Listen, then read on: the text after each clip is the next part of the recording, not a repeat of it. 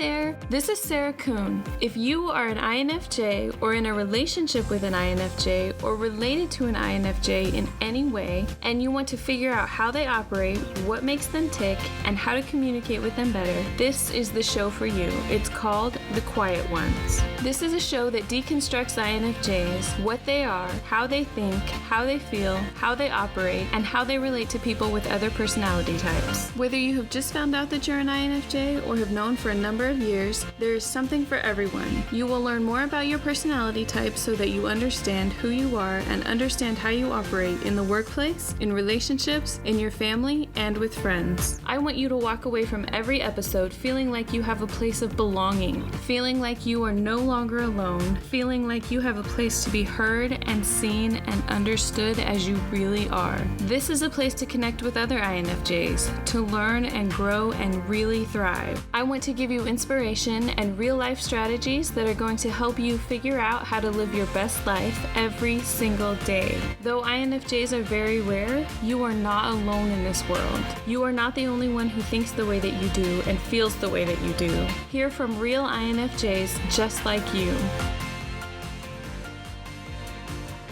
Before we get started, just a quick word from our sponsors.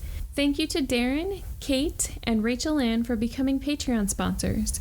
We really appreciate your support and hope that you enjoyed the Patreon sponsor exclusive podcast episode for November called An INFJ Learning to Say No. In this episode, we discussed why it's so important for INFJs to say no, the best way to start saying no, and how to set healthy boundaries. You can help support the Quiet Ones podcast too and get access to exclusive podcast episodes, blog posts, and more when you become a Patreon sponsor for just $5 a month. Sign up today at patreon.com/INFJwoman. Find the link in the show notes. Hi there, Sarah Kuhn here. Welcome to another episode of The Quiet Ones. I am so excited that you're here today. We have a great episode for you. This week was so busy for me. This morning, I couldn't find my keys. And I live by myself, and I always put them in the same place. So I was completely panicked for about 15 minutes as to what happened to them. When I finally calmed down, I started thinking about the step-by-step process of where I had to have had them last. I knew they weren't in my car because I had unlocked the front door with them. So I went to check the door, and there they were, on the outside of the door, still in the lock. It made me think about how many times I've been in a panic to do something right now, to find the answers, to get my blog going, to get to 10,000 followers on Instagram. I was a panicked mess. But when I actually sat down and took a breath, I realized that there was a step-by-step process that I could follow to see the answer, and it wasn't nearly as bad as I was making it. So we started this growth mindset group last week, and I've been talking to some amazing ladies who signed up for the program. And when you sign up, you get 3 free coaching calls. So we've been diving into things that they're struggling with, and I've been giving them some real doable solutions to figure out what they're supposed to do with their lives, to really find their passion, that thing that they're supposed to do. So one of the things that I've done is I created a new quiz to help you figure out this one thing that you're supposed to do with your life. What are you good at? What do you like to do? What kind of career do you want? It's a short quiz that will help you get some of the answers. And if you put your email in at the end, I'll send you some freebies to help get you going. You can find the link for the quiz in the show notes. Also, if you're interested in learning more about finding your purpose and finding the right career,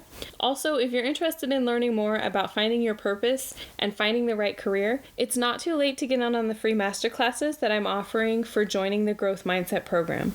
I'm going to extend them for a bit longer, so anyone who wants to join has the chance. It's only $25 a month to join, and there's no commitment or contract to sign.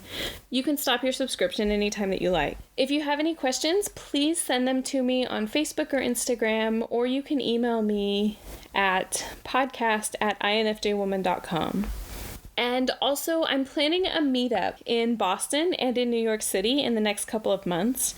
If you are in the area and you can join us, please fill out a short survey so that I can get some more information from you. There's also a link for that in the show notes. Okay, so this week I want to share with you an interview that I did with Olivia Powell from Overcoming Narcissistic Relationships with Olivia podcast. Olivia is a narcissistic abuse survivor who is now a life coach helping women who have been in this situation. She has also become a really good friend of mine, and I'm so glad to have gotten to know her. She's an amazing friend and also an amazing coach as well. I really encourage you to check out her podcast. She interviews some amazing women and offers some really good advice. Now, this interview that you're about to hear was recorded for her podcast, so that's why it sounds like she's interviewing me, because she actually is. And this was my first interview ever, so I was super nervous. But after the interview, Olivia was so sweet. She said, "You should really think about doing your own podcast. You were amazing." And it was really the push that I needed, because I was in the process of putting my podcast together at that point. So her words of encouragement were very helpful and very timely. Okay, so here's the interview. Hey everybody, welcome to today's episode. Today I have someone here who is a writer, a blogger, and an Instagram account owner. Her name is Sarah, and she's from the INFJ Woman Instagram account. Now, this is a bit different to what I would normally do. However, I thought I'd share something with you guys. When I first broke up with my narcissist, I was a bit confused and a bit lost about who I was and my sense of identity and what made me me and all this sort of stuff. And I started researching personality tests just to kind of get an idea a bit more about who I was, because I felt like I was going through not a personality crisis, but like an identity crisis. So I found the Myers-Briggs personality test, and it has 16 different personalities that the general population fit into. And mine ended up being an INFJ, and that is like short for something which we'll go into with Sarah today. And when I found out what I was, I started researching more and more about it. And as time's gone on, I've obviously liked some Instagram accounts and liked some quotes and all that sort of stuff, because I was really discovering who I was and this sort of thing. And the INFJ Woman account popped up, and I got in contact with Sarah and we got chatting, and she agreed to come on the podcast today to explain a bit more about what an INFJ is and a bit about the Myers-Briggs personality test and how to know, I guess, what you are. So I will put a link in the show notes at the end of this podcast episode. So you can just click the link and it can take you through so you can do your own questionnaire. There are about 70 questions from memory. I've done it a couple of times now, like 5, and I think it's 5, something like that. And I keep showing up as an INFJ or an ENFJ, which is quite funny. I was definitely an INFJ in my relationship because I did the test before it ended, and then I did some more research after. And sometimes I get an ENFJ, which just means I'm purely swinging between being an introvert and an extrovert. Personally, I feel like I'm an extroverted introvert, where I look like I'm extroverted, but in actual fact, I recharge my batteries all alone. And I prefer it that way. So Sarah, tell us a bit about yourself. Tell us a bit about how you created this account and what made you, I guess, figure out that you were an INFJ as well. Well, I've been studying about personality types for a long time, actually. When I was in college several years ago, I took a class where they required us to take the test, and mine came up INXJ. And the X stands for that it's basically in the middle of F and T. So I was in college and I was super busy, and I thought, wow, that's cool. But I just kind of threw it in a box and didn't think about it for a while. Mm-hmm. And then years later, I was going through some of my boxes, and it was a good time because I was going through kind of a personal crisis, and I was looking for answers, and I came across the test, and I was like, I need to really think about this some more. Let me go take this test again and see if maybe there's some more information out there. Yeah. And it really changed my life, honestly, learning more about my personality and studying about it. It helps me so much to know why I do certain things and why I have certain thought processes and why I react to things in certain ways. Absolutely. And do you think that learning more about your strengths and weaknesses have actually given you like an advantage? Like it's actually helped you know how you respond and kind of choose better if you wanted to? I think it does. And I think that part of INFJ, part of our personality types is that we want other people around us to be comfortable. And so we're constantly looking at them and learning about them and figuring out what we can do best to make them comfortable. We're more concerned about their emotions than we are about our own emotions. And so for me, learning about my personality helps me relate to other people. But then at the same time, it helped me even recognize that that was what I was doing, because I thought that's what everybody did. And I couldn't understand why some people didn't see things, the way that I see them. Like when somebody's doing something that is annoying or when they're being loud or, things like that that disturb me, I think, why would they do that? Because I would be so conscious of the fact that it would disturb them.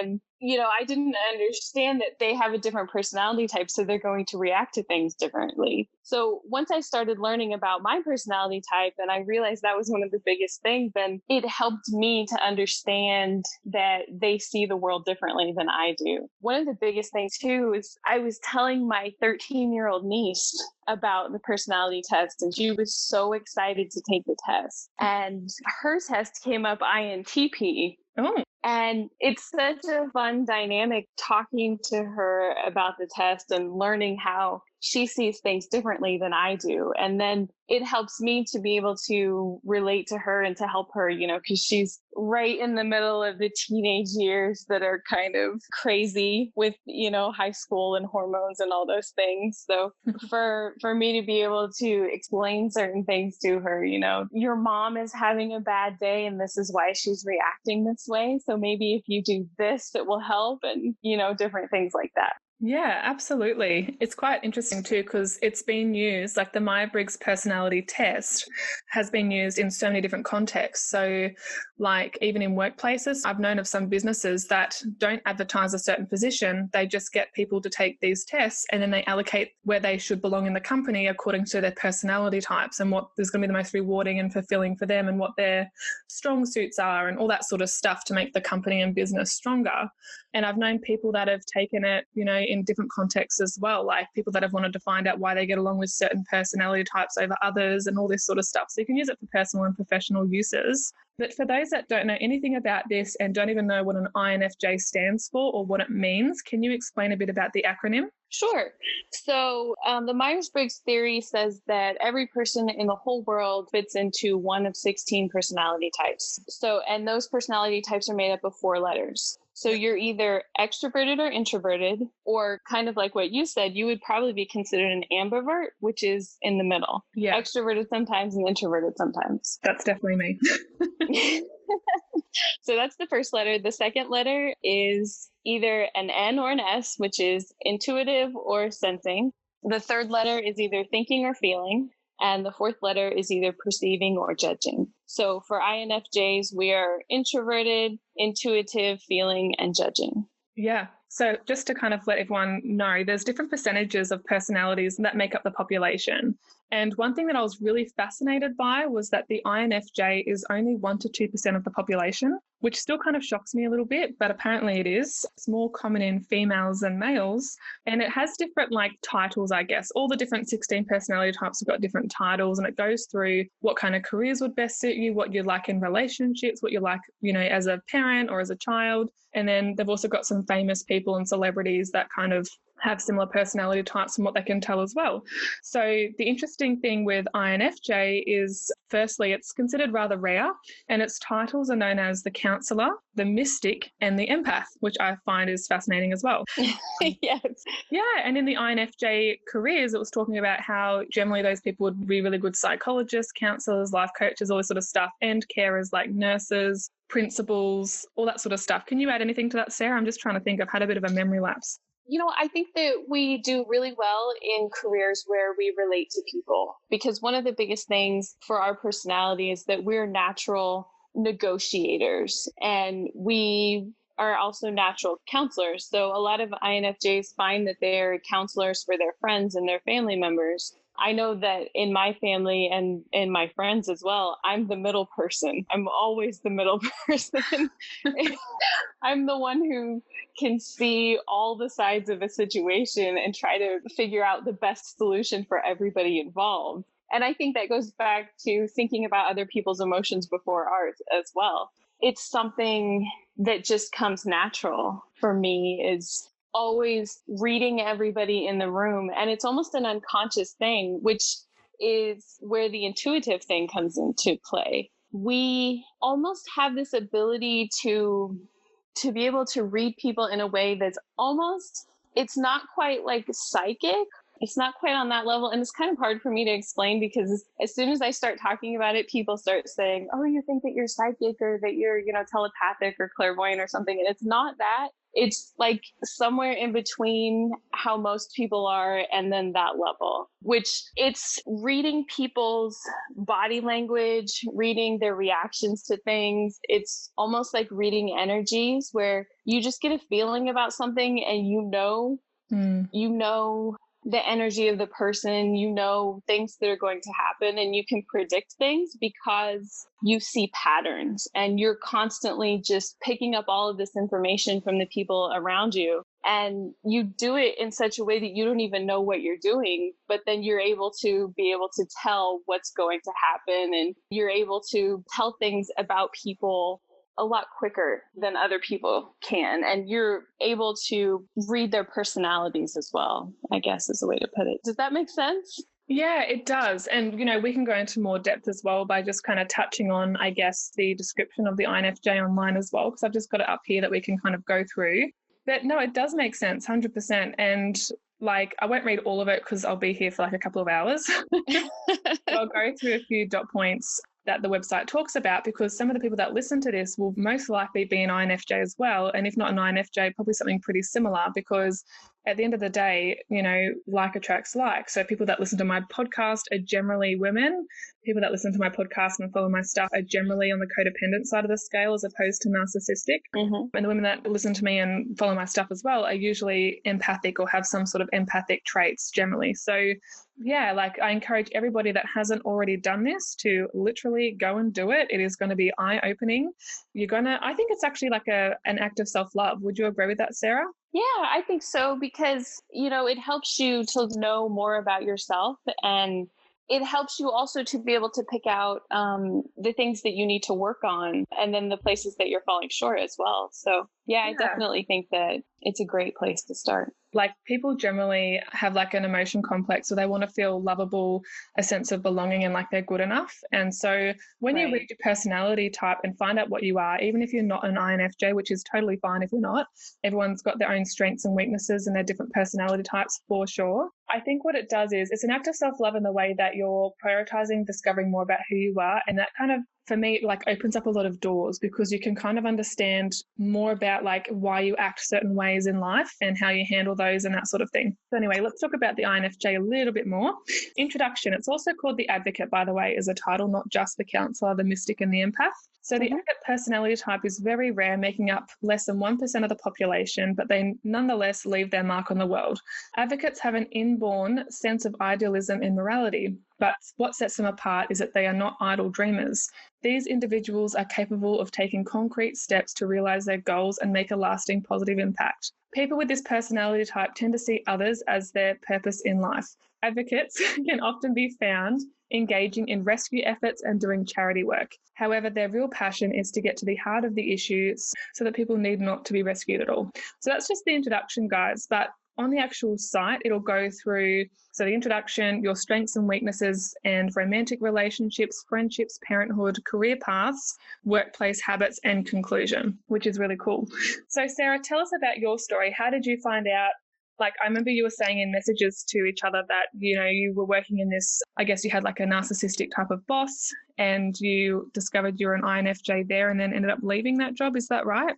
I did, yes. So it goes back to what you were just reading about INFJs not only being dreamers, but also doers. When I was in high school, I had this dream that I was going to work for. I wanted to be around NASCAR, which is really big in the United States. They're race cars. Oh, different. I fell in love with race cars, and I wanted to be a part of the sport. And I turned my life upside down, moved halfway across the country all by myself so that I could be close to where they were. And after about 3 years, I landed a job at a marketing agency, and we managed race car drivers and sponsors. Mm-hmm. And it was my dream job. It was everything that I wanted. And I got to go to the racetrack every weekend. And during the week, during the day, I was just managing social media for race car drivers, putting together sales presentations. It was everything that I wanted to do. Mm-hmm. While I was there, the boss that I had turned out to be the worst thing in the world. I knew after about 6 months that there was something that was really wrong with him. Mm-hmm. I really didn't feel safe being around him. He would say things like, Sarah, you do the best work in the whole entire world, but your personality is just so terrible that nobody wants to be around you. Okay. I mean, we had several of these meetings where we'd sit down in the conference room and I'd be like, oh no, I know I've messed up. I've done something that's like really bad because he wants to talk to me again. And so I kind of felt like I internalized all of that. And I thought, well, there must be really something wrong with me because he keeps telling me that there's really something wrong with me. Yeah. Which made me, it made me not feel safe. It made me really question every single thing that I did and question everything that I said to him. Even simple things like on Monday, he would come into the office and say, hey, did you have a good weekend? What did you do this weekend? And I would tell him what I did. And he'd make snarky comments about it, or later he would use that against me. So it got to the point where I didn't even want to have friendly conversation with him. I didn't even tell him anything about what I was doing. In that situation, I reached out to a couple of friends. And, everybody that I told about him was like, there's something wrong with him. He's not a normal person. It was such a difficult situation for me because I knew that I wanted to get away from him, that I had to get away from him, but that was my dream job. And I wanted to be in that job. I had worked for a long time to be in that job. So I thought, well, I can just stick it out because it's really not that bad. And as long as I don't make him mad, then it'll be fine. So I tried for 2.5 years to get another job that was in the industry. Yeah. And it's a very specific industry. And you really need to network and get to know people in order to get a different job that's similar to that. But what I realized after a while is that I was spending so much of my time tiptoeing around him and trying not to make him mad and trying to stay within what he thought that I should be, that, by the end of the 3 years that I was there, I didn't even recognize myself. I was a whole different person. I actually ended up going to see a counselor. One of my friends suggested that I should go see a counselor. And I was like, no, I don't think that's for me. And finally, it got so bad that I decided that I would go. And I saw the counselor a couple of times. And she said, Sarah, I think that you have depression. And I was like, that's not true. Like, that's not right. I don't think that I have that. Mm-hmm. But I've always been this independent person who could handle everything by myself. Mm-hmm. And so when she said that, I felt like almost personally slighted. Like, there's no way that I could have that. But she said she was the sweetest counselor ever. She was like, okay, I understand that you don't think that you have it. Why don't you take some time and think about it and maybe do some research on it and then come back and see me when you're ready to talk about it. Like, okay, I love that response. That's so good. So I'm like, I'm going to prove this lady wrong. So I go do a bunch of research and I start reading all of the symptoms and how people that have depression act. And I'm like, oh, no, she's right. I do have this. This is like a thing. I got to the point where I was isolating myself from everybody. I wasn't hardly talking at all because my boss had put this idea in my head that everything that I said was wrong. And he would explode at weird times, over things that I didn't even understand why he was exploding over. Do you feel like he was trying to push you out of the role? Honestly, I don't know. I think that he was somewhere between he didn't want me there, but he didn't want to hire somebody else either. Yeah. I think he just wanted me to be the way that he thought that I should be.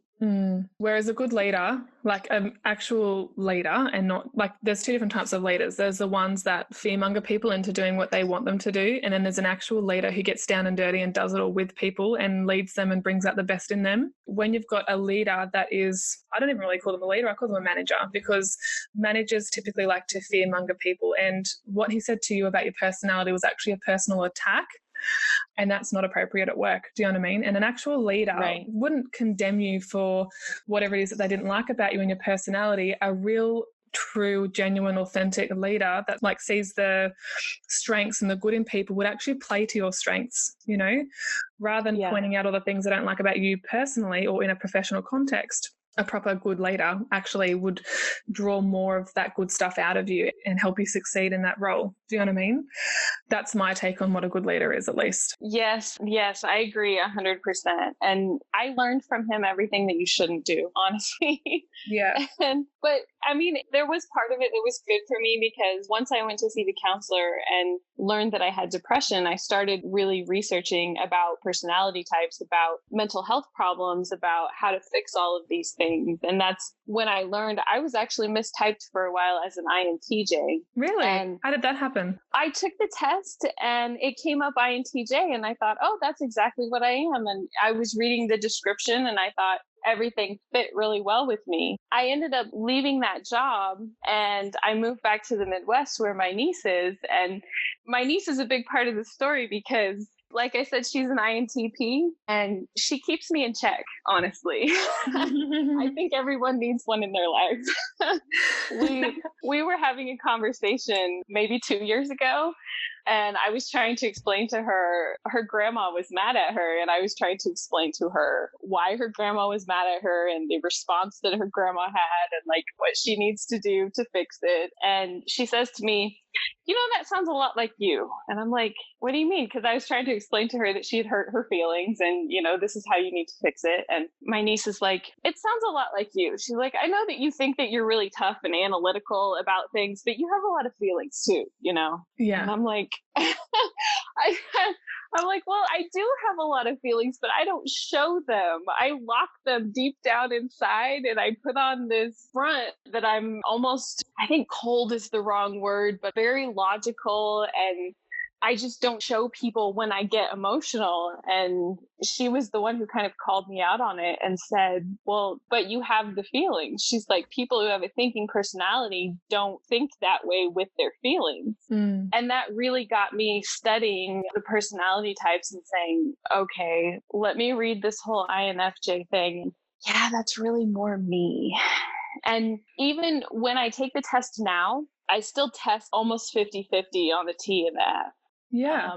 A lot of people ask me too, how do you know for sure? Because people take the test and have the same issues that I have where they'll come up 50-50 on one and they don't really relate to the description once they read it, or they relate differently to a different description. And I think that the test works very well.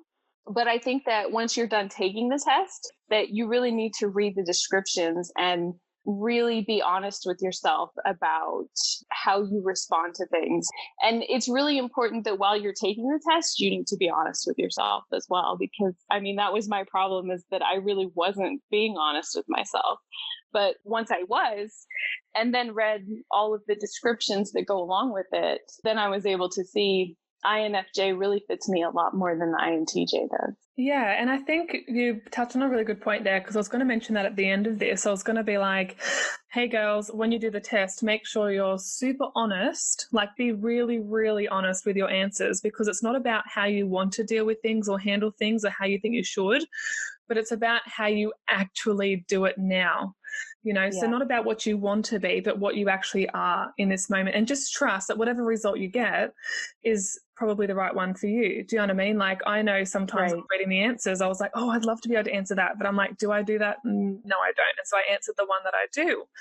And there's no right or wrong. You know, at the end of the day, there's no right or wrong. And it's not a tangible thing because, you know, out of the 16 personalities, it's not like it's a box of tissues that you can go, this is definitely a box of tissues. Do you know what I mean? Like, it's all behavioral psychology stuff. So I think you're going to get the best result if you're super duper internally honest. And whatever result you get, just be okay with it, you know, like have a read through it and don't kind of reject it when you read it and go, no, I don't want to be this, because that just might be what you are at the moment. And that's okay. And sometimes they can change a bit. As I said, I've gone from INFJ to ENFJ back to INFJ. Like sometimes it depends what mood you're in when you take the test, you know, what's influenced you that day, that sort of thing. But when you do it, I would do it when you're in a really good positive mind frame where you're not stressed or distracted by other things. I would just do it at a time when you can sit down with a cup of tea with no interruptions and you're in a good state, you're in a good vibe, you're in a good energy. You're not, you know, feeling distracted or pulled in different directions, or you've got to cook dinner and the kids are screaming at you. Like do it at an appropriate time and do it as a fun thing, because it is really fun. Yeah. But I agree with what you said for sure, that especially for me, one of my biggest weaknesses is perfectionism. I have this idea in my head of what I want to be, and sometimes I project that and it's not exactly what I am. So when I was taking the test, I was thinking, oh, this is how I'd like to be. Yeah, it didn't turn out very well. No, you're right. It's true. And like, because I haven't looked up the INFJ stuff for a while, but you know, your thing popped up on my Instagram feed a few weeks ago. And it's funny because I've been reading more and more quotes of the INFJ, and the more, because I've done a lot of personal development over the last year, or the last couple of years, but more so, especially since January this year when I took on a business coach. But I feel like I've definitely developed, evolved and grown and worked through a lot of my own stuff. And so when I go back and I look at quotes about INFJ and stuff, I feel like I've worked through a lot of that people pleasing stuff and a lot of that perfectionism stuff. Do you know what I mean? So if I was to take the test again, I would probably get a different result, but I think it's important to know what your baseline is. Do you know what I mean? Like, I'll always be an INFJ first, but the work and stuff that I've done on my personality and, you know, my internal world and all this sort of stuff, as that changes, that's going to inherently change me a little bit. Do you know what I mean? So then I might respond differently to certain answers and stuff. So if I was to take it again and I get a different result, that's great because it means that there's been some growth there. But at the same time, I'll always be, like, when you think about it, my essential self was always an INFJ, ENFJ, if that makes sense. Yeah, for sure. Going back to the whole situation about how your boss in the workplace kind of led to depression, do you feel like that was circumstantial, like it was brought on from that environment or being around the boss, or was there other things going on at the time that kind of led to that outcome? And when you left that job, did you feel like your depression got better? I think that it was the main reason that I was struggling at that point. And this is where learning that I was an INFJ helped me a lot, because I've always felt like I was different, like I didn't belong, and that I didn't really connect to a lot of people. So I've struggled for the majority of my life finding friends, finding people that I really connect to, that really understand what I'm saying and how I'm feeling about things. Starting with that, I already didn't have very much self-confidence. And then when I walked into that situation and had somebody that was beating down on me just every single day, I mean, it was just inevitable that I was going to have some kind of depression. When I left there, I really felt like I had PTSD. I left there in 2016. And really, it's only been just in the last maybe 6 or 8 months that I felt so much better. There was a lot of stuff for me to work through and unpack and figure out how to deal with after I left that. It feels like a work of a lifetime for me, because it's not just overcoming what he thought about me, but it's learning about myself and being able to accept the way that I am, and to know the differences between the parts of my personality that I want to accept and the parts that I can change and make better and improve on. I love that. And that's where learning about personality types is, you know, it's been so helpful for me, just being able to realize that there are other people out there that are just like me. That's why I started the Instagram account that I have, the INFJ Woman. I realized that I had so much information about INFJs, and it just kind of dawned on me one day that maybe there are other people out there. I mean, I know it says like there's only 2% of the population of the world are INFJs, but that 2% is still a pretty big number, right? I feel like it might be going to be more than that now, because as the population grows, I don't know, it's just when I've done my research too, it's like so many people can relate and like it and all sorts of stuff. And I'm like, oh, this is actually a lot more than what I would have thought. Yeah, and they come up with those numbers based on statistics. And, you know, statistics are only as good as the people putting them together. So I don't know, there could be a lot more than 2%. In my personal opinion. There are definitely a lot of people that relate to it, though, for sure. Yeah, and you've got like, I'm just on your Instagram account now, like you've got 23.8 thousand followers. Like that is a lot of people following you. And that's just one account. So imagine all the thousands of others accounts out there of all the different INFJs that like it, relate to it and share it and comment and all that sort of stuff. It's amazing to me, that number, and it's amazing that it grows by like 1,000 people a week, sometimes over 1,000 people. You're kidding. Yeah. What's crazy too is the number of people that send me messages that say, you know, something similar to what you said, and just like I'm so glad that you have this account. Like, you helped me figure out what my personality is, and you helped me feel like I'm not alone in the world. And, you've really made a big difference on my life, which is just, it's so amazing for me to be able to hear that. That's exactly what I wanted to do, was to help other people and to touch their lives and to make sure that they know that they're not alone and that there are other people out there like them, and that their personality, it's not broken. It's they're made that way on purpose, and Absolutely. that there are people out there that will celebrate those things. Yeah, for sure. And like, it doesn't surprise me that people are reaching out to you writing those things, because, a typical trait of an INFJ is that from a young age, you do feel different from the people around you. Even if you've had plenty of friends or you've had a little amount of friends, you never really feel like you truly fit in. And then sometimes you feel like you've had to fake it to make it, or you fake, I guess, you kind of aren't fully authentically yourself, or you don't feel safe to be that way, but you do feel the need for a sense of community and harmony and belonging and that sort of thing. And so, I think that is what makes the INFJ truly curious about people too, because not only are they wanting to learn more about themselves, but they're usually fascinated by people in general as a whole, and behavior and all that sort of stuff. Right, for sure. I can't even begin to tell you how many people have told me, fake it till you make it. Yeah, I've actually changed that saying. So I used to believe in that as well. And then there was a different saying that I've let it take its place. So I wish I could remember it now, because I'm so underprepared for this particular point. But yeah, I used to believe in fake it till you make it, because I did that a lot as a teenager and in my early 20s. And then from my mid-20s onwards, it's been totally different. So instead of faking it to make it, I've become it to make it, if that makes sense. It doesn't flow off the tongue or anything, but I guess what I've done personally is do the work on myself so that I actually can step into being that person and not just pretending that I am. As an INFJ or an ENFJ or whatever it is that you want to, or you think you are, like, I think part of, I guess, maturing and learning to accept yourself and showing yourself self-love is to actually don't pretend and don't fake it. Like, my audience are typically women that have been affected by narcissistic men. And so the narcissists are known for wearing a mask and not being their authentic, true selves until that falls off. And then, you're left with that unfortunate personality.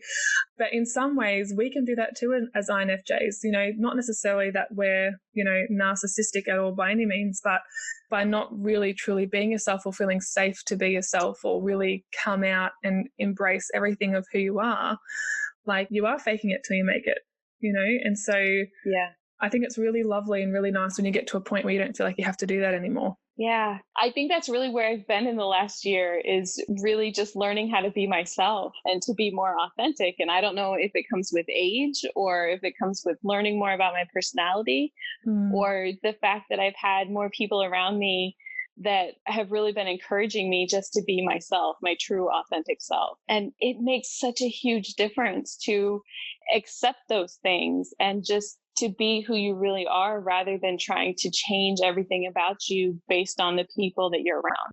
Totally. It's very freeing. Fully embrace who you are. And when you get to a level of like self-assurance and confidence where you're like, screw it, if you don't like me, that's fine. Do you know what I mean? Like, a chronic people pleaser growing up, I used to try and please everybody and I wanted everybody to like me. And, it's just not necessarily possible, because if you've got 16 different personality types, they're not all going to get along perfectly. And especially in different contexts with different people and all their belief systems and values and stuff too, like somewhere along the line, there's going to be a clash or a difference or something like that. And that's okay, and then as soon as you kind of, have that wholeness within yourself, then you can really accept who you are, really love who you are, and then you can really step forward and be who you are. And what I found, the more that I am truly myself and unapologetically exactly how I feel like I should be, the more that I attract people to me, and I attract the right kind of people to me who appreciate that and enjoy it. I always admired the people who were truly unapologetically themselves, and I never thought I could be that way. But as soon as I was, then I realized, that's what people want. Yeah, you stole the words right out of my mouth. Like, I used to admire, I used to watch those people on social media and, or in real life, and I'd watch them and go, God, they're so comfortable with themselves. I'd love to be like that. Do you know what I mean? Why can't I be like that? I'd ask myself all the wrong questions once again. And then as I've gotten older, like in my late 20s now, I'm just so much more comfortable with who I am. And unapologetically is the right word. It really is. You're just being yourself unapologetically, and it's okay if people love you, and it's okay if they don't like you, because at the end of the day, if you like you, that's all you really need.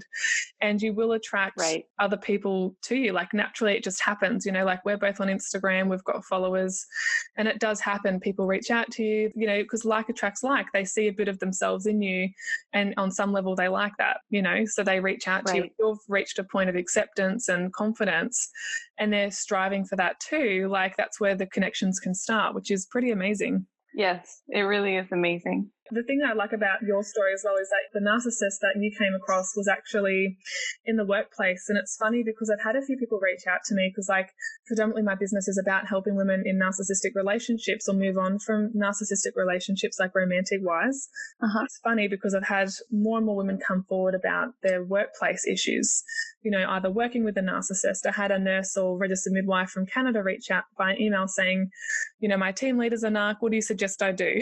I've had all these sort of things. I've had a coaching college peer come forward and go, oh my gosh, I left a job and now I know why. He was a narcissist. These are all things that are matching up. And it's interesting because I've actually got my first speaking gig next month at a networking event, and it's all going to be about how to identify personality types and working with difficult people. And at the end of the day, what it really comes down to is whether they sit on the codependent or narc scale, which I go through in previous episodes. But it's really important to kind of know what you are and then what you're dealing with in the workplace, because whether that be a boss, a colleague, a client, a customer, whatever, at the end of the day, they're all types of relationships. It's all interpersonal skills. It's all business, career, that sort of stuff. And the more that you can identify who you are and where you fit in the grand scheme of things, and then identify where other people sit, it makes your working life a lot easier as to how to handle other people and interact with them as well. Yes, it makes a huge difference. And being able to identify them earlier, I think would be a huge benefit. That's something that I really need in my life, honestly, because I feel like as an INFJ, we're almost attracted to those kind of people, or they're attracted to us. It's almost like this magnetic thing. It is. It 100% is. It's funny you said that, because that's what I talk about. Like my bread and butter is all about the codependent narcissistic scale. And when they say opposites attract, they actually do. Yes. Yeah, that's so funny that you recognize that as well. And it's such a reoccurring theme. It's not even funny. So crazy. But yeah, what other personality tests would you recommend, or do you think this is the best one that gives the best overview? I think that's a great one to start with. I know that there are a lot of people that have a lot of faith in the Enneagram test as well. Oh, yes. I've been learning about that. I need to do that, actually. Have you done it? Yeah, I have done it. I don't remember exactly what my letters were or my numbers were. I guess that one has numbers. Yeah, it's a number system. 5W6 or something. Oh, okay. Can you send me the link after this? Sure.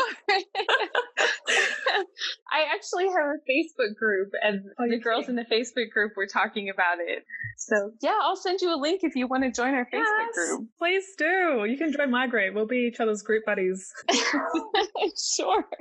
Yeah, I'd love that, because I've heard lots of people online, or not heard, but I've seen them talk about it, really successful entrepreneurial businesswomen. They're like, I'm this number on the, what do you call it? Enneagram, whatever it is. Enneagram, yeah. Yeah, and I'm like, what the hell is that? And I want to know what I am now. But apart from the Myers-Briggs personality test and the, I can't even say Enneagram. Yeah, close enough. Thing. There's also disc profiling, which is also becoming really quite big. Have you heard of disc? I feel like somebody just shared that on the group, and I meant to take the test and I haven't had time. I'd recommend it. It's so good. I haven't done the official one. My business coach has offered it to me. It's a couple of $100 to really go into a lot of depth to find out, what you are and all that sort of stuff. But DISC is another thing that people use in business and in the workplace and all that sort of stuff to kind of find out what they are and what their strengths and weaknesses are. And from my understanding, and I'll give a quick overview because we're running out of time, D is basically dominance. So someone with that personality type is usually larger than life, make quick decisions. They don't wait about and twiddle their thumbs. Once they've made a decision, they go for it, that sort of thing. I is more, and I could be wrong in saying this, but I think it's more interpersonal. So they're all about connecting with people, having good relationships, good quality relationships with people. They usually wear really bright sort of floral out there kind of colors and patterns. really bold and pretty and that sort of stuff, whereas the Ds actually wear like the best of the best. So they wear like brand stuff or really good quality stuff, you know, that sort of thing, or they only buy like the best sort of stuff for their homes and all this sort of thing. S, I can't remember what it stands for, but it basically means someone that's very nurturing. So they're kind of motherly, very loving, very nurturing. You know, those people that are kind of like the mother hen of the group, or they're very caring for other people and they'll come in and not necessarily try and save them, but, you know, they're that sort of nurturing type. Mm-hmm. And then you've got C, which are very, you know, it's all got to make logical sense before they make a decision. It's all got to be step by step, make sure all their ducks are in a row. And, you know, they want to know everything about something before they kind of jump in there and that sort of thing. Whereas the D types are like already made the decision and they're looking back there going, you haven't made your mind up yet? Right. So, yeah, there's 4 components to that. So DISC, you guys can look into that more if you like online. I'm sure there's thousands of websites on it, and it's good to know what you are. So my business coach isn't quite sure 100% what I am, because sometimes I'll do things or say things that throws her off, and she's like, we really need to do your profiling to kind of figure out what you are, because it's driving me crazy. But I'd say I'm more of an I and a C. Like, so you have a primary that you usually play out in your life, and then you have a secondary as well. So I'm not quite sure what order mine is in, because when it comes to me, I'm very interpersonal and wanting to connect with people and relate to people, and I wear all those bright blocky sort of colours and patterns and stuff. But I'm also very much a C. So, you know, sometimes I think this is kind of an INFJ thing as well, where it's like the battle of the head and the heart. So that's what can sometimes take a while to make a decision, because you're like, oh, I need to make sure I'm making the right decision. I've got my little process before I can actually say, yes, I'm doing this, or yes, I'll buy that, or whatever. And at D, I'm very much D in business. So I'm very much like, yep, let's get this done. I want to get this out, like a podcast episode, like, yeah, let's book it in and, you know, let's upload it and edit it and da-da-da, and boom, it's done. Cool, what's the next thing? Do you know what I mean? And especially at the gym, I'm like, yep, let me do my sets and my reps, and cool, yep, I've done this and I've done that. So it's very like more of a masculine sort of energy. I'm like the same way. Really? Like attracts like. Well, I've really loved having you on today. It's so nice to talk to a fellow INFJ. You know, I was going to say face to face, but it's not quite face to face. It's over the computer. Yeah. Is there anything else you'd like to add? I don't think so, really. I would just tell people that I think that it's a great benefit to learn your personality type. And the test is totally free, and it really only takes like 15 to 20 minutes. And I think not only will you learn about yourself, but you'll be able to learn about the other people in your lives too, and how to communicate with them and relate to them better. And it makes such a huge difference. It's definitely worth it. And if you are an INFJ, or you know any INFJs in your life, certainly give me a follow on Instagram or come over and read my blog. Totally. In fact, what I'm thinking of doing is I might just read out the strengths and weaknesses quickly, like just the dot points from the website, and then can explain where people can find you. Does that sound good to you? Uh-huh. Okay, cool. So the strengths and weaknesses of an INFJ is, so the strength is creative. So combining a vivid imagination with a strong sense of compassion. Advocates, which is the INFJ, use their creativity to resolve not technical challenges, but human ones. People with INFJ personality enjoy finding the perfect solution for someone they care about, and this strength makes them excellent counselors and advisors, which is funny because we just spoke about that, didn't we? Yes. INFJs are insightful, so seeing through dishonesty and disingenuous motives, INFJs step past manipulation and sales tactics and into a more honest discussion. INFJ personalities can see how people and events are connected. They are then able to use that insight to get to the heart of the matter, which I love. That's a great one. They're inspiring and convincing. So speaking in human terms and not technical ones, INFJs have a fluid, inspirational writing style that appeals to their inner idealist in their audience. INFJs can be astonishingly good orators, speaking with warmth and compassion. This is especially true if they are proud of what they are speaking for. Would you agree with that? Yes, definitely agree with that. Awesome. INFJs are decisive, apparently. INFJs create insight and inspiration and are able to have a real impact on the world. This is because they are able to follow through on their ideas with conviction, willpower, and the planning necessary to see complex projects through to the end. People with the INFJ personality type don't just see the way things ought to be, they act on those insights as well. Determined and passionate. So when INFJs come to believe that something is important, they pursue that goal with a conviction and energy that can catch others off guard, which I can definitely say is 100% correct for myself. It's definitely true. Yeah. Good. INFJs will rock the boat if they must, Not everyone likes to see this, but their passion for their chosen cause is an inseparable part of the advocate personality, which is INFJ. So, for example, me doing the work that I do, if I rock the boat by getting some narcs upset, then so be it, because I feel like, my message and what I'm doing far outweighs that, like the benefit of doing something like this. So I can kind of relate to that in that term as well.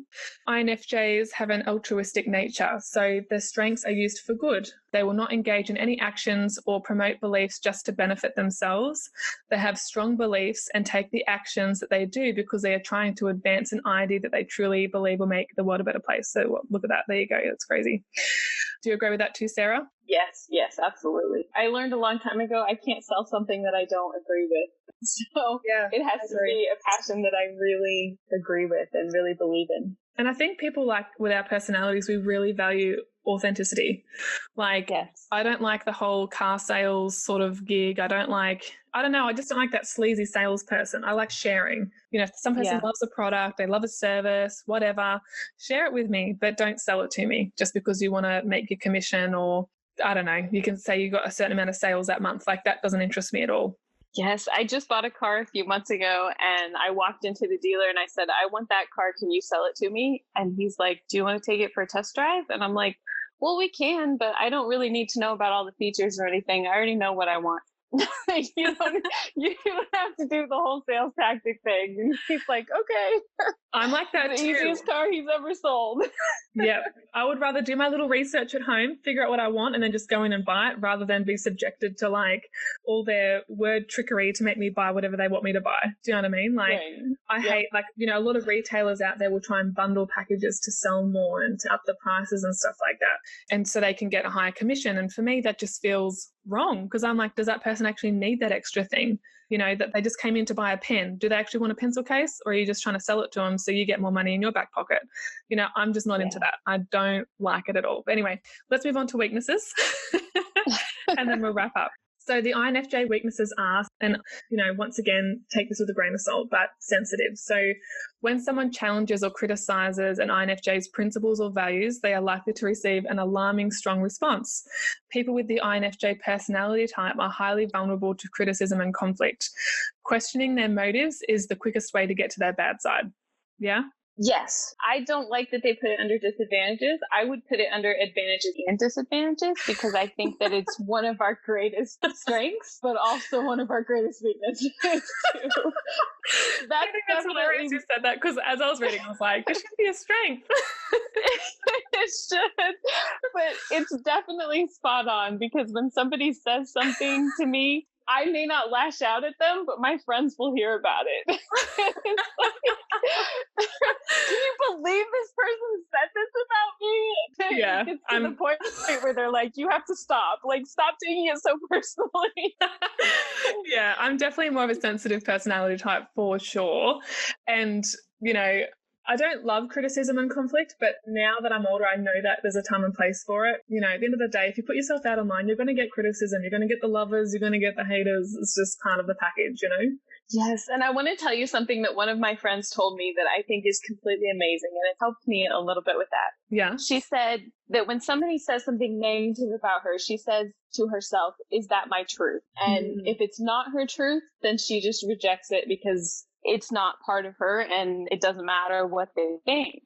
And I have used that a little bit, and it doesn't completely eliminate that almost hysterical feeling of, why is this person criticizing me? But it helps me a lot that I can say, wait a minute, this is not my truth. So I don't have to accept it. I can reject it. I love that. That's right. You don't have to take it on. And just because it's that person's opinion, like at the end of the day, everyone's going to have their opinions and stuff, but they're seeing it through their own eyes and their own map of the world and their own perception. So it doesn't necessarily mean that it's true.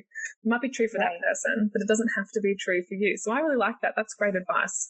Cool. So the next one is extremely private. So INFJs tend to present themselves as the culmination of an idea. So this is partly because they believe in this idea, but also because INFJs are extremely private when it comes to their personal lives. They use this image to keep themselves from having to truly open up, even to close friends. Trusting a new friend can be more challenging for INFJs. So what are your thoughts on this one? I think that part of it is true. At least my experience is that when I meet somebody that I click with and kind of want to open up to, I think it kind of scares them because I am extremely private, but then there will be times that I almost share too much. Yeah, and then I'm like they that don't too. really know how to handle it. Yeah, I'm like that as well. I'm like, in fact, I think the old me was more private, like especially when I had the narcissistic relationship going on, everything behind closed doors was like pretty much a no-go zone. I was just wanting to hold that all in because I knew something was wrong. But now, like new Olivia, like I'm online a lot. I do Instagram stories. I have crazy dance parties. I show the dag and weirdo that I can be. Like I give my innermost thoughts. I write really vulnerable posts and, chuck quotes out there, like I'm really putting myself out there. So I feel like even though you put yourself out there online, like you still have part of yourself in your life that's private and is just for you and your loved ones. But yeah, I feel like I'm less private now and I'm more open. Like I'm happy to be as open as a book, Yeah, I think I'm getting there. It's definitely easier with social media than with people sitting in front of you, but it really depends on the people that I'm talking to, honestly. Yeah, I think so. Yeah, I agree with that. The next one is something that you touched on before. So the weakness is perfectionistic. So INFJ's personalities are all but defined by their pursuit of ideals.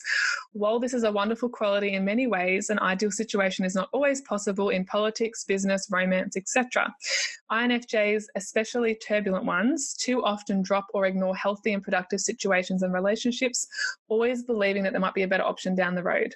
So for me, I believe with the first part of that, like I agree with that. I'm more of an idealist than a realist sometimes, although I'm kind of on a better balance with both now.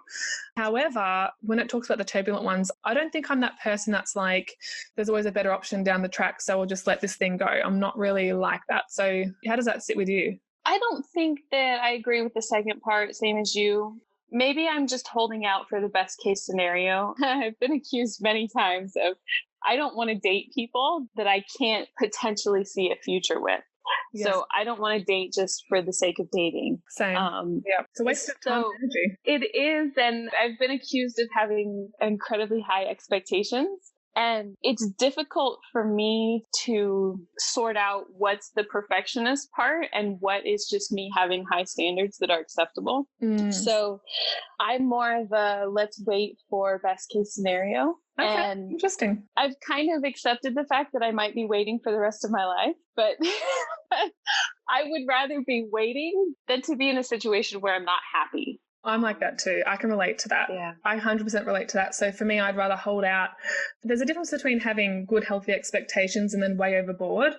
For some people, our expectations might be way overboard for them, but at the same time, they're not for us. They're not on the same energetic level as what we are and what we want for ourselves. So those people can think that. That's okay. That's for them. But for us, I would, as you said, rather like hold out for the right person or something that you can see long term as opposed to just dating everyone under the sun just because it fills up your cup and makes you feel good. For me, that's a waste of my time and energy. I'd rather invest in quality, not quantity, Right. But the second part of that, though, where it says that we will be constantly looking for something better, I don't really agree with that because I know that once I find the person that I'm meant to be with, I'm extremely loyal and extremely committed to the decisions that I make, whether it is, the man in my life or the job that I have or whatever decisions that I make, I'm extremely committed to those decisions. I'm like that. Yeah, I agree with the first part, but not the second part. You're definitely my twin. Sister from another mister.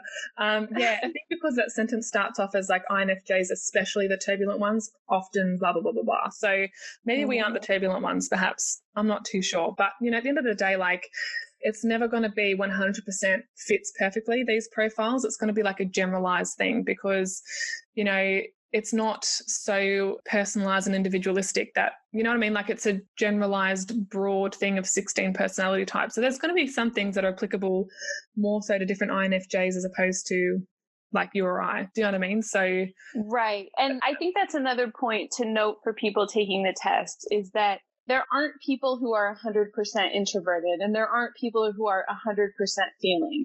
You may score high on some of those or you could be close to the middle. Like for me, I'm 75% introverted and I'm like 80% intuitive, but I score usually 50-50 on the T and the F. There are levels of it too, and you might relate to both sides of it, especially when you're closer to the middle. That's right. Like for me, I can't remember the exact numbers except for the introvert and extrovert bit. So introvert, I think it was like 51%, and then extrovert, it was like 49%. So that's pretty close.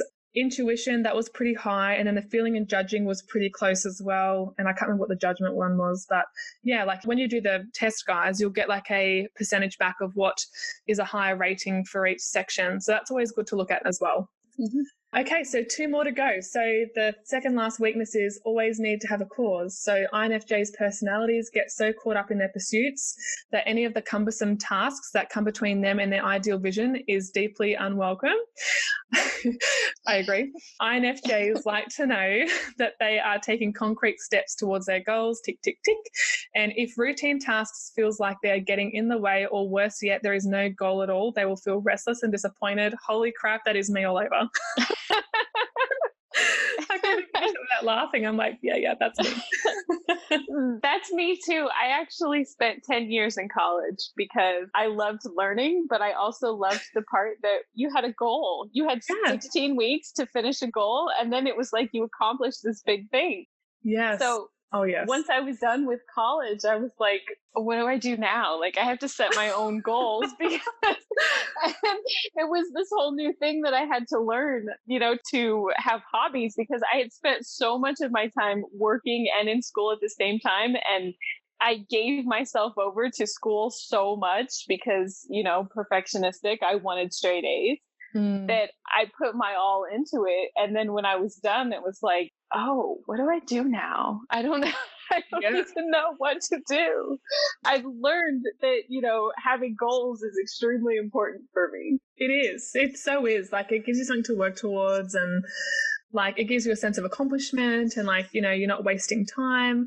Like, I get what you're saying 100%. And like, it's so much so that I have like not only yearly goals, I've got like quarterly goals, and I've got monthly goals, and I break them down even to the week and sometimes the day. Like, I'm very goal orientated naturally, and that can be good and it can be bad. So I guess that's why it's also a weakness, but that should be a strength too. Yes, it should. Once again. All right, cool. So, and actually I should just mention the audience that has listened to my story, if you haven't listened to it already, go back to the start of the podcast and listen to that, because I talk about how when I had a lack of direction and purpose, I was spun into my quarter life crisis, because when I came out of that relationship, because I was engaged to a narc and all the stuff that came from that, like, I was literally lost. I had an identity crisis, didn't know what my life was going to look like, didn't know what my goals were anymore. I had nothing to hang on to and nothing to work towards, because I was just like in this grey area of life where I was just like, the blind leading the blind, not knowing what was happening. So I can see there that if I'm someone that's so goal orientated, no wonder like I spun out in that period of time, because I didn't know what my goals were from that point on, because the whole trajectory of my life had changed. So if there's anybody out there that's feeling the same way and is an INFJ, don't worry, you will get your goal orientated nature back. Just take a bit of time. Cool. All right, last one. So can burn out easily. So the INFJ's passion and impatience for routine maintenance, idealism, and extreme privacy tend to leave INFJs with few options for letting off steam. People with this personality type are likely to exhaust themselves in short order if they don't find a way to balance their ideals with their realities of day-to-day living. Do you agree, Sarah? I agree, and I want to add something else to that. Go for it. That I think maybe should be another point, or that could equally be as part of that. I'm very black and white in my personality. There isn't a lot of gray area. It's either yes or no. It's either, I'm doing it full on, or I'm not doing it at all. I'm obsessed with a project, or I don't even know that it exists. Yeah. I was just talking to my niece about this last night, actually, and I was telling her that I'm kind of at a place with one of my obsessions that I'm questioning whether I need to continue with it. And she's like, you do this all the time. You get really obsessed with something, and then you get burned out, and then you're done, and you move on to something else. Yeah, that's kind of a pattern, isn't it? And maybe that's why, because I put so much effort and so much concentration into something, that there has to come a point where it's like, okay, this is enough. I can't do anything else. Yeah, I hear you on that one. Definitely. Like, I am someone also that's like an all or nothing personality. Like, if I get a new idea and I decide to do it, I'm like a bull out of a gate. Like, that D energy comes into me again, and I'll get so obsessed with it, and I'll be super productive and I'll get a lot done. But then if I overdo it, I burn out, I get tired, I need time to kind of replenish, my energy source. And if I am a bit more empathic as well, if I'm around lots of people while I'm doing that, that burns me out even more. So for me, I've got to be really careful of my energy. And I am someone that tends to, I wouldn't say I'm all over the place at all, but I'd say because I can be so goal orientated, I can jump from one thing to the next sometimes. But at the same time, like, for example, my business, like if I could do this all day long and not sleep, I'd do it. Do you know what I mean? But unfortunately, I have to get rest and I've got to sleep and I've got to cook and all those mundane day-to-day stuff that it refers to.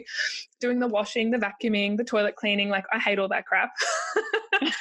Right. Day-to-day stuff. If I could get a house manager to take care of it all for me, I would, so I can do what I actually want to do, you know? So do you agree with the whole, you know, realities versus ideal day-to-day living stuff too? Yes, for sure.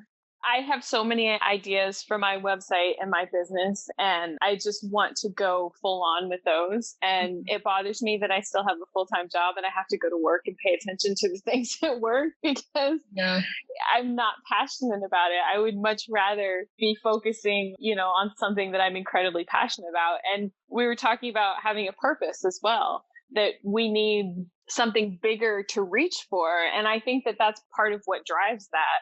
That once you feel like you have that purpose, then you're willing to put whatever energy that you have into it. But like all of the things, I think it's a strength and a weakness. Honestly, it can be a weakness if you let it be that way. But I think it's one of those big things. I've always been one of those people that can dream really big dreams and then make them happen, bring them into life. Yes.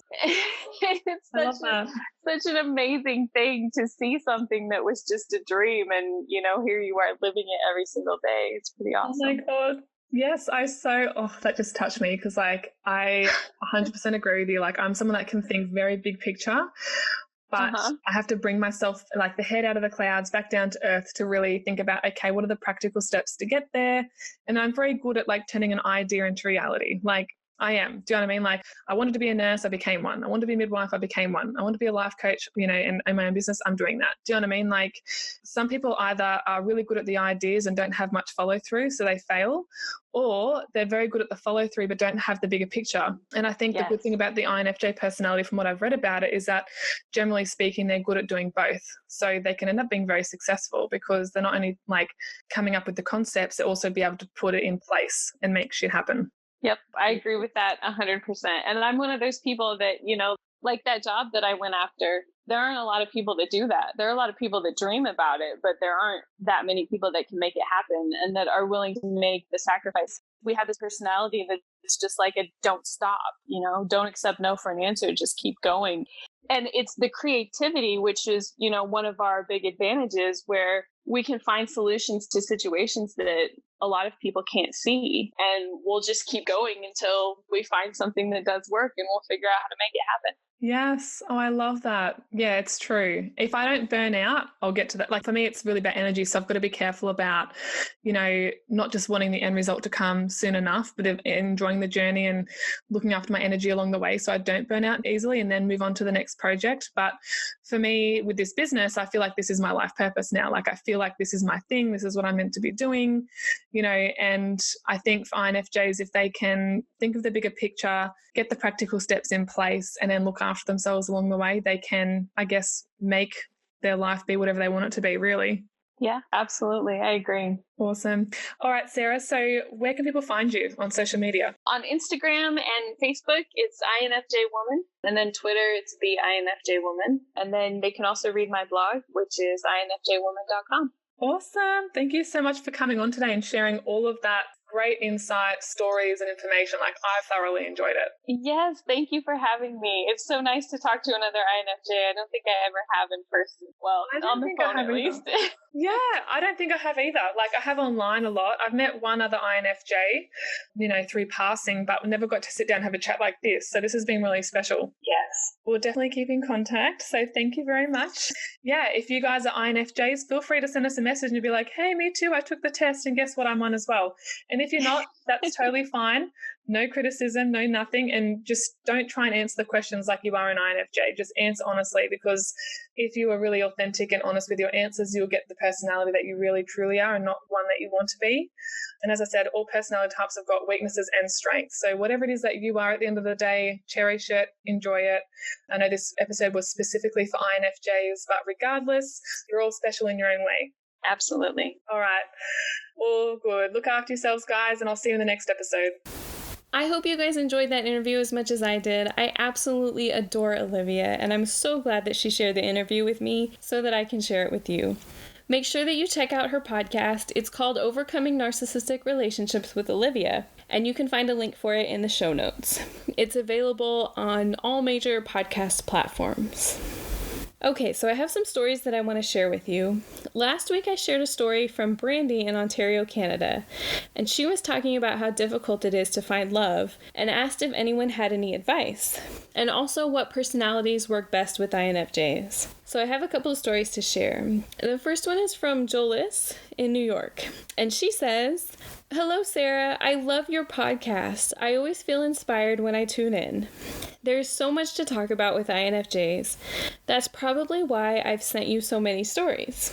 I have a response to Brandy's questions.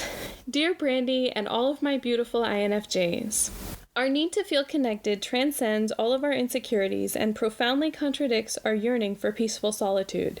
When we let it control us, it can lead us into the quagmires of toxic relationships because that need is so essential to us. We fail to see the forest for the trees. Taming that wild desire is no small feat, but it is possible. The first thing you have to do is love yourself. I'm not just talking about taking care of your body or cultivating your favorite hobbies or even meditating regularly, though all of this helps. I'm talking about being able to be your own best company. As introverts, we spend so much time with ourselves, so we need to ask, am I in a toxic relationship with myself? Think about the vocabulary you use in your head, even if you never say it out loud. Dig deep and brace yourself. This may take a while. I was in a very toxic, very abusive relationship for 4 years in my early 20s. When I finally wrenched myself out of that situation, I found myself feeling very lonely. I spent a long time unpacking my feelings. It seemed like I always felt lonely, causing me to sail headlong into any connection, even going against my intuition. This revelation made me change my attitude to being alone. I became my own best friend. When under control, the desire to feel connected in INFJs is patient and critical. It looks out for our best interests before giving into the primal urges. The next most crucial step is to drop all of your expectations. INFJs are goal-oriented with strong intuition. This gives us a leg up because we know what to expect most of the time. But it can work against us when we try to plan for human behavior.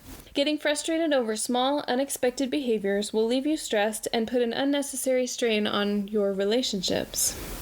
I met my fiancé through a mutual friend. He and I got along very well from the beginning. I was very impressed with his outgoing nature and friendly demeanor. I was so comfortable with him that I asked him to hang out several times before we started actually dating. 4 years later, I proposed to him. My fiancé is the confident people person I often feel too reserved and exhausted to be. He has taught me to go with the flow. There are times he annoys me when he simply will not follow some plan I've made and instead gets distracted by a million ideas, but I accept and love him for it. The best part is he lets me be myself, but I had to let go of how I thought he should act and let him be himself. My fiancé is an ENFP. ENFPs are the risk-taking, outgoing, talkative parts of INFJs that only come out when we're with loved ones. Check out what this site, pairedlife.com, says about ENFPs and INFJs. ENFP, the champion, and INFJ, the counselor, share the NF functions, which means they are both highly intuitive people who would struggle with someone who is more dominated by sensing. These two thrive on metaphors, abstractions, and the creative. Trying to make them be normal and grounded would be like trying to make a levitating unicorn made of rainbows do your taxes. I hope my story resonates with someone, and that the advice I give here makes sense and is helpful. As always, Sarah, thank you so much for giving us a platform on which to share our experiences as INFJ women. Thank you so much for sharing. It definitely resonates with me for sure. I completely agree with you too that the first step is to loving yourself. And that's one of the most important things that you will ever do. It's also one of the most difficult things that you'll ever do.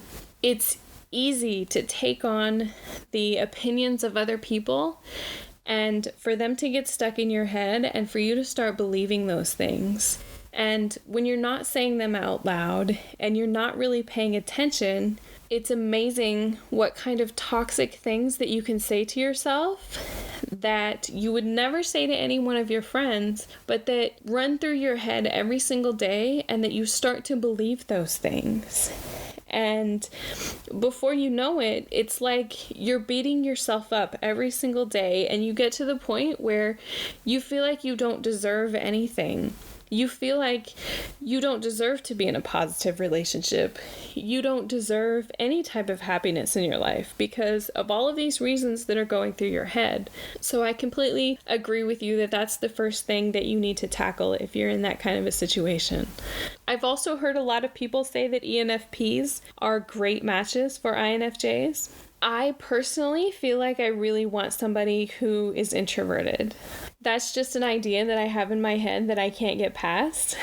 So I don't have a lot of experience in that field, which is why I asked other people for their advice, and I so much appreciate that as well. I know for sure that there are other introverts in my life that I get along with. I always go back to my niece because she's actually an ambivert. She's extroverted sometimes and introverted sometimes. So maybe there could be a little bit of room for an extrovert, I feel like. But I know that for me, every time I take the Myers-Briggs test, I come up like between 75% and 95% introverted. So for me, the thought of having an extrovert in my life who is constantly wanting to drag me to events and go out with friends and go out to dinner 2 or 3 times a week, I just can't. I don't.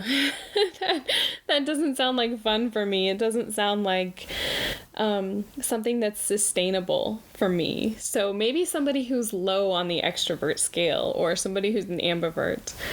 I feel like I could do that. But thank you again for sharing.